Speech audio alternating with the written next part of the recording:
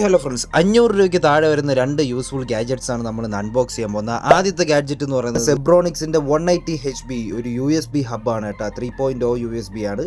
അത്യാവശ്യം നല്ലൊരു budget friendly ആയിട്ടുള്ള ഒരു USB ഹബ്ബാണ് കേട്ടോ. ഡാറ്റ ട്രാൻസ്ഫറിങ് ഓക്കെ, കുഴപ്പമില്ല. നിങ്ങൾക്ക് വേണമെങ്കിൽ മൾട്ടിപ്പിൾ ഡിവൈസസ് കണക്ട് ചെയ്യാൻ പറ്റും. അതുമാത്രമല്ല ഈ കീബോർഡ് മൗസൊക്കെ യൂസ് ചെയ്യാനാണ് കൂടുതൽ യൂസ്ഫുൾ. ഡാറ്റ ട്രാൻസ്ഫറിങ്ങിന് ഞാൻ ഇത് റെക്കമെൻഡ് ചെയ്യില്ല.